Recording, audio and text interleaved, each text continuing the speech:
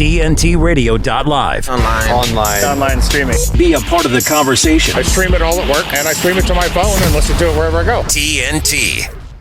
Welcome back, ladies and gentlemen. Welcome back. We're in the second hour of this live broadcast. I'm Patrick Henningsen, your host. A big thank you to Trevor Fitzgibbon. He's done PR for WikiLeaks, and his clients right now are in a major legal battle to determine what's going to be the outcome of the narrative of this Julian Assange case, at least on the United States side. We'll be getting updates from Trevor in due course. Really appreciate his commentary. Now, we're going to do a hard pivot right back to the Middle East, but also from a UK perspective. I want to welcome onto the program human rights lawyer Mohammed Akunjee is joining us right now from London. Thank you for joining us, Mohammed. How are you? My pleasure. Very well, thank you. Now, the situation, as you're very aware, right now that's building up at the Rafah border crossing in southern Gaza is absolutely horrendous. We've even seen Benny Gantz himself grace the Israeli mainstream media in the last 24 hours, saying that they're planning to do it and they're going to do it on Ramadan. I cannot tell you and tell everybody how inflammatory that situation will be if that is indeed the case. But I can't believe we're actually watching this scenario unfold right now. I would like to get to your comments and your thoughts on this initially, this situation right now that's building up at Rafah. Mohammed, go ahead. Sure. So just to remind everyone, this sort of what has actually been adjudicated to be something that's the foothills of a genocide by the ICJ. That's been building up, and we've been seeing this unfold on our social media from the 8th of October onwards. Such was the horror of the military attacks on the civilian population of Gaza, particularly the northern part of Gaza, that the South Africans brought a case of genocide with interim measures in the International Court of Justice. Now, that court looked at the available evidence that was very scant, but on the face of it, even at that point, before we've got this massive pressure of Palestinians' movement from the north to the south, even at that point, the ICJ was so concerned that they put interim orders in place, basically commanding or ordering Israel not to engage in behavior that could be genocidal. Now, the ICJ expected a report from Israel by the 28th of February about what they've done or what they would have done to put that order into place. 28th of February is still a week or so away. But clearly in the interim, Israel's not changed its behavior at all. In fact, what we now see is a massing of troops, a declaration, and as you say, a very inflammatory declaration, that Israeli troops are going to go into the south where all of the population of Gaza is now concentrated. That will clearly be a genocide if they open fire on those civilians, and their intention is to push them into the Sinai and into Egypt, something that Egypt says it will not find as acceptable. There will be no clearer indication. There is no clearer indication of the massing for a genocide. And today, as we speak, by 7 p.m., we're at 5 p.m. now, but at 7 p.m. in the UK Parliament, there's been machinations around a proposal for a ceasefire, a very clear proposal by the SNP, Scottish National Party. It's quite telling that it takes the Scottish Party to prick our conscience and ask for the stop to the killing rather than any of the traditional English parties.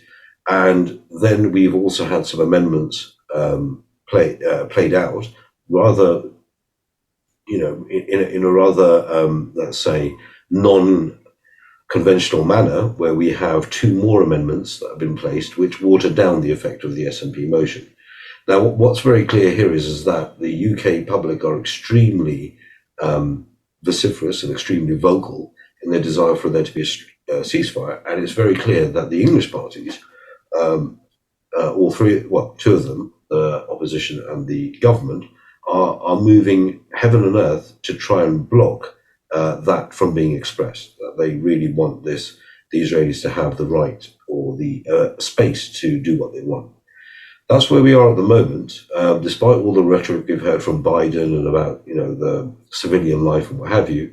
we're about to see the guillotine fall on 1.2 million people with no justification whatsoever. So, we know where Washington stands on all issues, Mohammed, in that as the global hegemon, they probably don't feel the need to abide by any international conventions, any treaties, or any provisions coming down from any of the various bodies.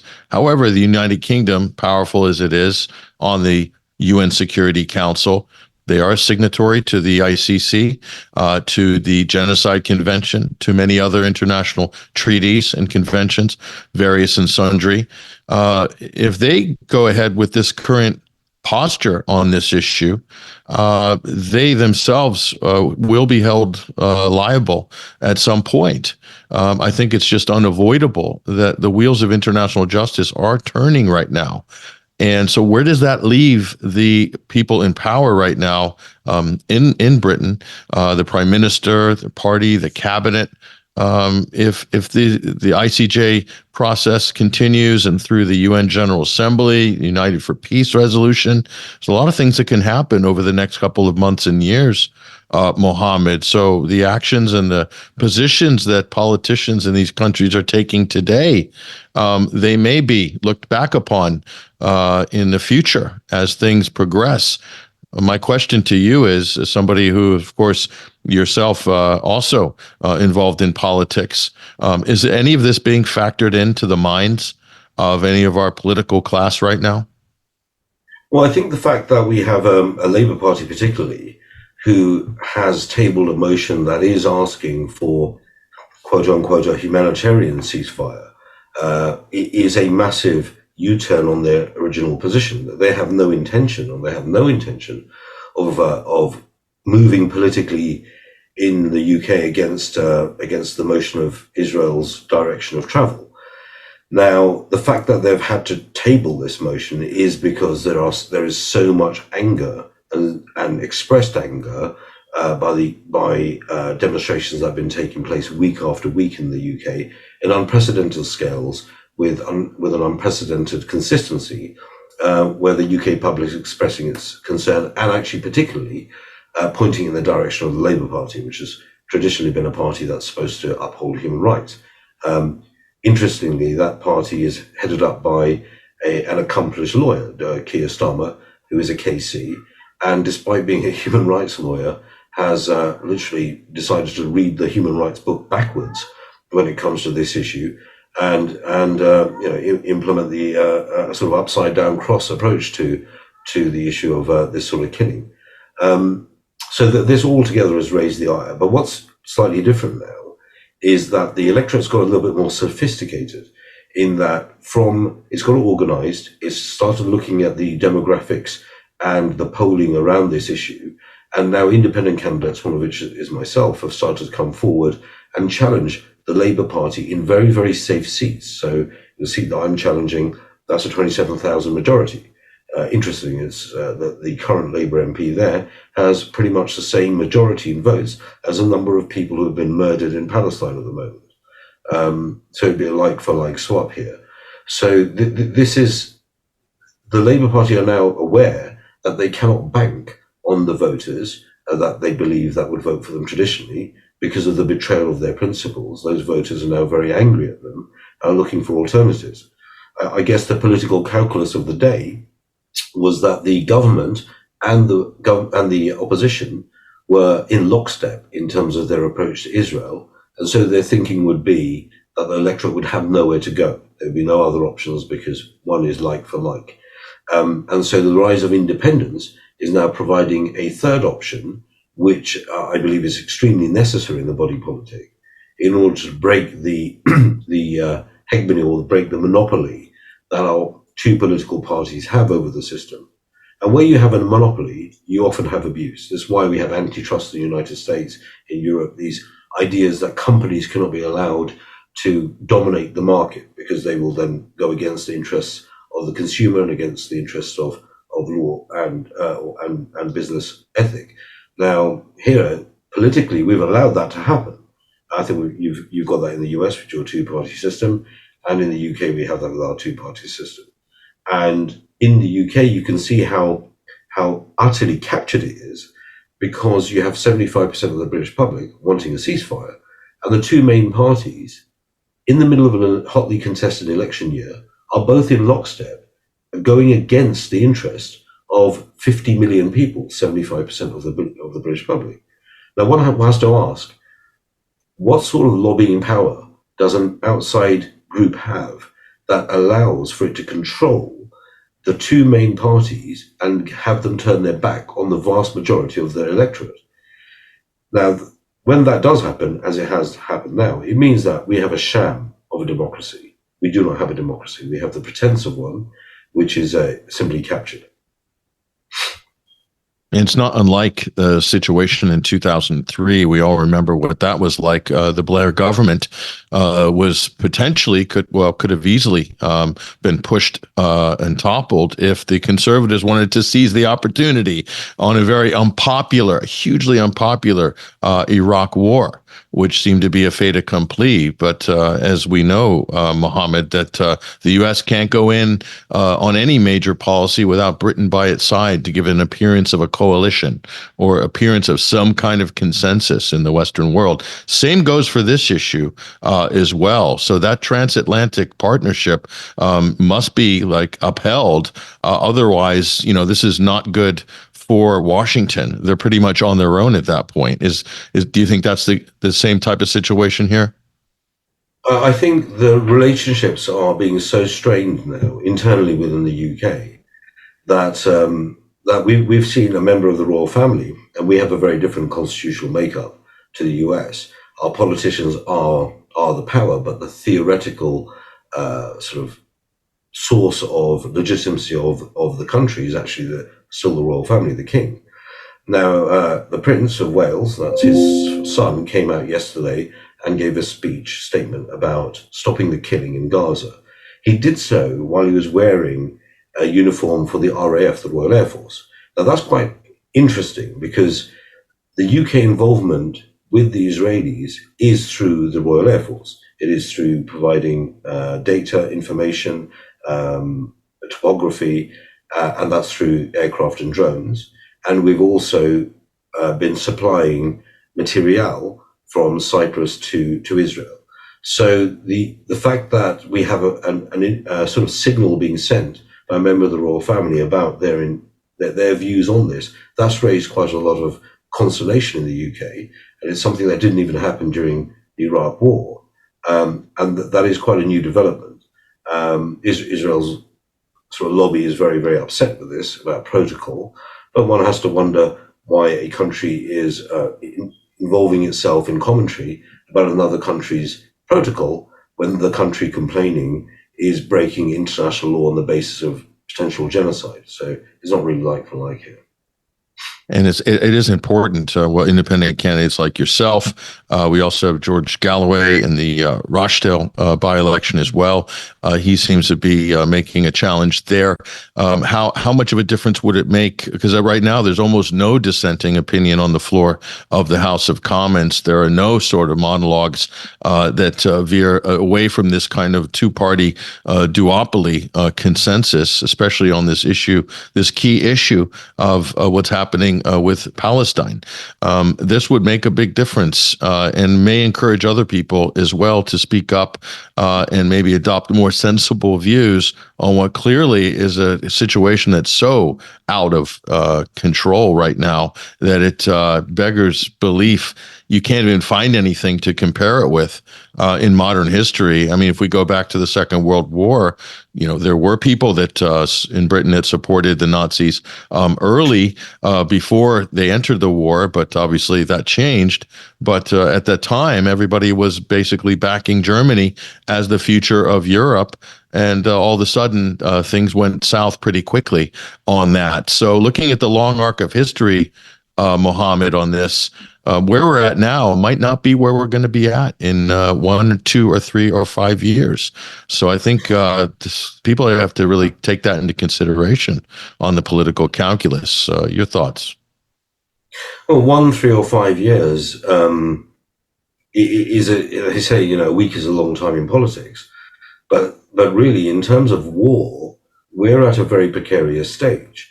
We've already had the Houthis as an arm of effectively the Yemeni people implementing their own policy, which bizarrely is pretty much in accordance really with the Genocide Convention, even though they're not signatories to it, which is that they're trying to militarily intervene on the supplies to Israel. That's now attracted the military intervention of themselves by the US and the UK ships. So we already have a hot war which involves other nations. Lebanon's being bombed, Syria, Damascus has been bombed, and we have a very fraught situation in Jordan as well. Even the King of Jordan recently has come out and expressed his very strong desire for this to end. Now, Israel's not listening to this. Israel's not listening to the ICJ. Israel is attempting to expand its engagement with pretty much all of its neighbors. And despite the countries that supply it with material, America and Britain, making verbal warnings publicly about this, they do not stop the supply of their material to carry on with this. And so we're at a point where things can trip over into a battle frame, which is going to be very difficult to tease ourselves out of. We also have to remember that our entire economic sort of balancing is moving from the global north to the global south. That is the direction of travel. I think 25% of our economic value has moved already in the last 10 years or so. And the global south becomes increasingly more important. The global south, on aggregate, do not see Hamas as a terrorist organization. The UK does, the United States does, but a vast majority of other nations do not. They see them as part of the valid resistance. And so where we're going to find ourselves in a conflict with the international community in general, as in terms of the UK and the US view of the situation versus Russia, China, and everyone else's, that puts us into a difficult framing when it comes to any other sort of international trade or development we want to do with any other country.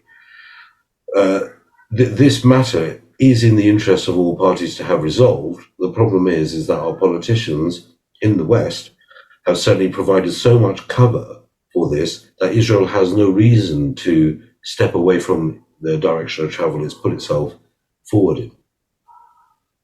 No, and you bring up Hamas, of course, Hezbollah, the same conversation. A lot of countries in the global south governments don't regard them as a terrorist organization. I don't even think France has them as a proscribed terrorist organization for various reasons. And then we have Ansar Allah in Yemen, as you mentioned earlier, Mohammed, playing an absolutely key role right now in the geopolitics of the Middle East and having effects globally with the direct action that they're taking now. So, is it a case that you have countries like China, you have countries like Russia, other countries in the world, Brazil, they're becoming quite vocal on this Palestine issue right now. They're going to be engaging in dialogue with all of these governments, perhaps in the future with all of these entities, to try to get some kind of a solution or some harmonization of policy. But we have the G7 and the EU, who are basically not talking to anybody, and it's gunboat diplomacy right across the board. I see a major sort of division in how international relations is being done right now, and it's not looking good. This is a trend that is, I think, you probably might agree on this or not, but it's going in absolutely the wrong direction for the advanced Western countries right now. And that can only mean that war is facing us in the future, perhaps. But your thoughts on this? Well, I think that the minute you step away from your values or certainly your laws, then you have no moral high ground. And it also means that the laws are there to be picked and chosen as to who to apply them with or who not to apply them with by the select few, the United States and the UK. What that means for everybody else is that when we have issues with a dictatorial regime in any other part of the world, we will not be able to control them. They will just laugh at us if we suggest that they follow human rights. when all they can simply do now is to say, well, look at Palestine, you presided over an actual genocide, despite your own courts sort of raising the flag on the issue. So I think that however weighted the rules-based order is in favor of one or country or another, or one set of countries or another, it's still a rules-based order which provides us some sort of certainty for where people can orientate themselves, countries can orientate themselves, and people know the red lines. That frankly speaking, the rules-based order is pretty much halfway in the bin right now. And it may be that it is irrecoverably in the trash can of history. And if that's the case, then we move back to a very much earlier system, which is really might is right. And that's at a time when might is moving away from the northern hemisphere to the southern hemisphere. So it's a very foolish precedent to set if, when the existing powers that have been exerting themselves for 200-300 years are now waning, that they decide to throw away the rule book just at the point when they're waning. It gives them no moral argument for when the global south decides to write their own rule book. And it may well be based upon the behavior that they've seen in the most recent episode, which is based on the Israel conduct. So I think in terms of the arc of nations and the arc of history, I can't think of a more foolish move to make at this point in history. As you said, Mohammed, I can't think of a time when the U.S., Britain, its allies, when they need all of these allies, as they are sort of in their descendancy as global powers and looking perhaps to a multipolar world order in the future, or emerging power centers, balance of power, if you will. I can't think of a more crucial time for them to make their allies and of everybody, and not increase the amount of enemies they have. But the opposite seems to be happening. As you said, Mohammed, it absolutely doesn't make sense from their point of view. And again, this brings us back to the idea that perhaps the inevitability of a broader conflict, I'm talking about prior to World War I, power politics was the order of the day. There seemed to be, all the historians, there was an inevitability that this confrontation had to happen. And in fact, it did. What are the risks there going forward? If you can, your final comments before we close the segment on this. Sure. I mean, I think that there are risks there to that, but we also know that our sort of ammunition supply in the northern hemisphere is pretty depleted. So the US are already splitting the supply of ammunition from Ukraine, away from Ukraine, and towards the Middle East zone. For a wider conflict, if we're already having to count our bullets effectively and pass them out in different arenas, then that doesn't bode well for a flash wider conflict, because we may have the guns, but we don't have the ammo to back them. China's been in a frame where it's been rattling its saber more and more loudly about the issue of Taiwan, and it wouldn't be rattling its saber if it weren't stockpiling the material to make good on its promise or its threat. So you have nations that are depleted versus nations that haven't entered the fray but have been building up their own military capacity, and their economy have been supporting that build-up of military capacity over a period of time. Our economies have not been doing that. We've been maintaining our sort of military hardware models with as little sliver of our GDP as possible. So economically and militarily, we're not in a very good place to be having lots of fights with everyone around us. I think any military expert who's looking at this soberly will agree with you, Mohammed, but unfortunately, I can't say that our friends in NATO, led by Jens Stoltenberg and others, are dealing on a sober basis at the moment. Listening to the rhetoric we're hearing doesn't square with the facts. Thank you for laying that dose of reality out for us and our audience. Mohammed Akunjee, independent candidate for Parliament in Great Britain, thank you very much for joining us here on TNT this week. True pleasure. Thank you. And do follow him on X, Twitter as well. We'll drop his link to his account on our show post on @21Wire. You also see that at TNT Radio as well when it's retweeted. Look, we're going to take a break right now and connect with our roving correspondent, Basil Valentine, for reactions and updates, especially on the major stories that we've covered earlier today. All this and more coming up on the other side. I'm Patrick Henningsen, your host. We'll be right back.